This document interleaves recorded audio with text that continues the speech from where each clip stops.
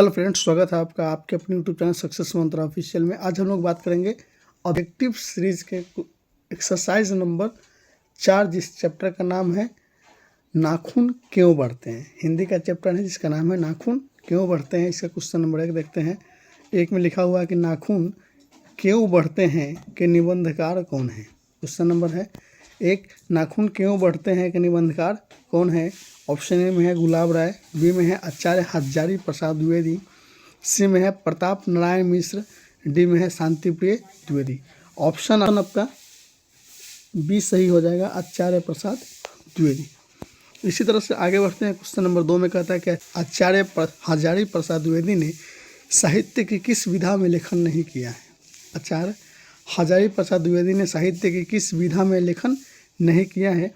Option A में है आलोचना, बी में है उपन्यास, सी में है कहानी, डी में है निबंध। तो ऑप्शन आपका सी हो जाएगा, कहानी।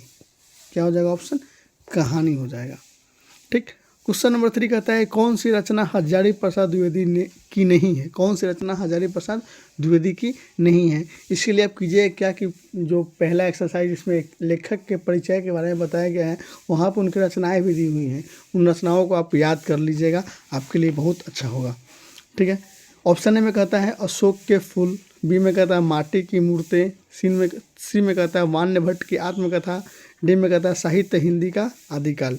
तो ऑप्शन बी माटी की मूर्तें इन्होंने नहीं लिखी हुई है। ठीक है।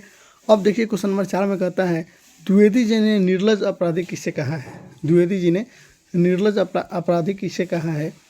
ऑप्शन ए में है नाखून को, बी में चोर को, सी में डाकू को, डी में बदमाश को। तो ऑप्शन ए आपका सही हो जाएगा, नाखून को। ठीक है।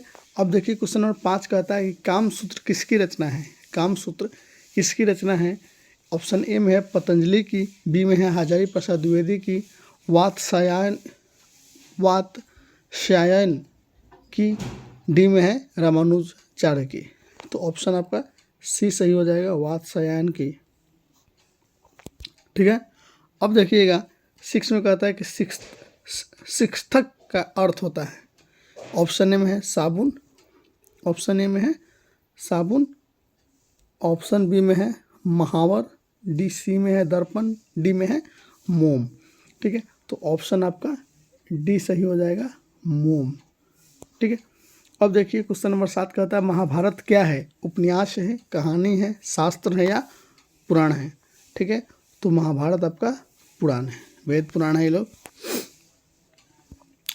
किस देश के लोग बड़े बड़े नख पसंद करते हैं। किस देश के लोग बड़े बड़े नख पसंद करते हैं। क्वेश्चन नंबर 8 है जिसका ऑप्शन है गौड़ देश, कैकय, वाहिक, गंधार। तो ऑप्शन आपका ए सही हो जाएगा, गौड़ देश। ठीक है। अब देखिए क्वेश्चन नंबर 9 में कि हिरोशिमा कहाँ अवस्थित है। हिरोशिमा कहाँ अवस्थित है। ऑप्शन ए में चीन में, बी में जर्मनी में, सी में नेपाल में, डी में जापान में। तो ऑप्शन आपका डी सही हो जाएगा, जापान में। ठीक है। 10 में कहता है कौन छोटे नखों को पसंद करते थे। कौन छोटे नखों को पसंद करते थे। दक्षिणात्य, पौर्यात्य, मालव, मध्य एशिया। ठीक है। तो ऑप्शन आपका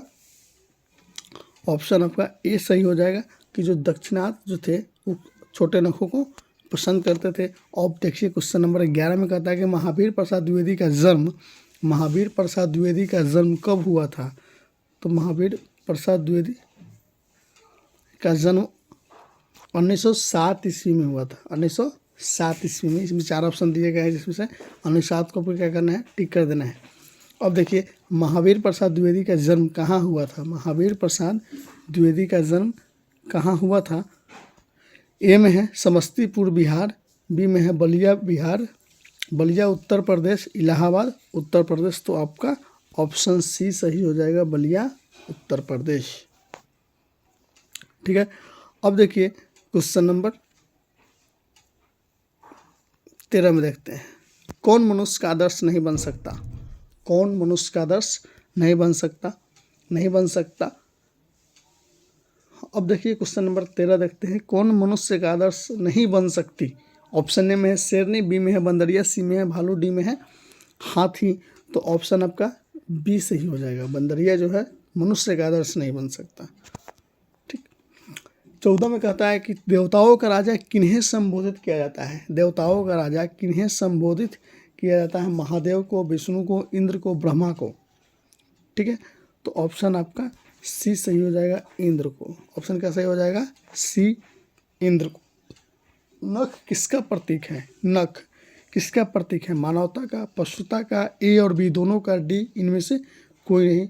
तो आपका ऑप्शन बी सही हो जाएगा, पशुता का। ठीक है, अब देखिए पृथ्वीरासो किनका संपादन है। पृथ्वीराज रासो किनका संपादन है। हजारी प्रसाद द्विवेदी का, मैक्स मुलर का, सुमित्रा नंदन पंत का, नलिन विलोचन शर्मा का। तो ऑप्शन आपका ए सही हो जाएगा, हजारी प्रसाद द्विवेदी का। क्वेश्चन नंबर 17 में कहता है काशी हिंदू विश्वविद्यालय द्वारा हजारी प्रसाद द्विवेदी को कौन सी उपाधि दी गई।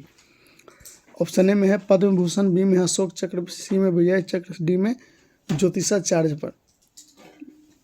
तो ऑप्शन आपका डी सही हो जाएगा, ज्योतिषाचार्य की उपाधि उनको काशी हिंदू विश्वविद्यालय में दी गई थी। 18 में कहता है हजारी प्रसाद द्विवेदी कब पद्म भूषण के अभाव उपाधि से सम्मानित किए गए। ठीक है, ऑप्शन ए में 1953 ईस्वी में, 1957 ईस्वी में, 1959 ईस्वी में, 1961 ईस्वी में, जिसका ऑप्शन आपको बी सही हो जाएगा, 1957 ईस्वी में।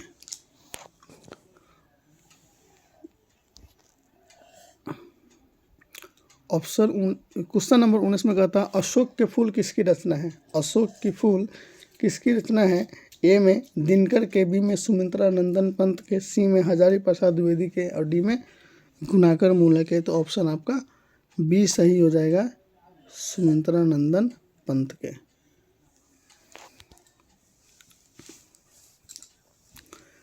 बीस में कहता है हजारी प्रसाद द्विवेदी की मृत्यु कब हुई थी। हजारी प्रसाद द्विवेदी की मृत्यु कब और कहाँ हुई थी। तो आपका ऑप्शन ए सही हो जाएगा। ऑप्शन ए में है 1979 ईस्वी दिल्ली में, 1979 ईस्वी दिल्ली में।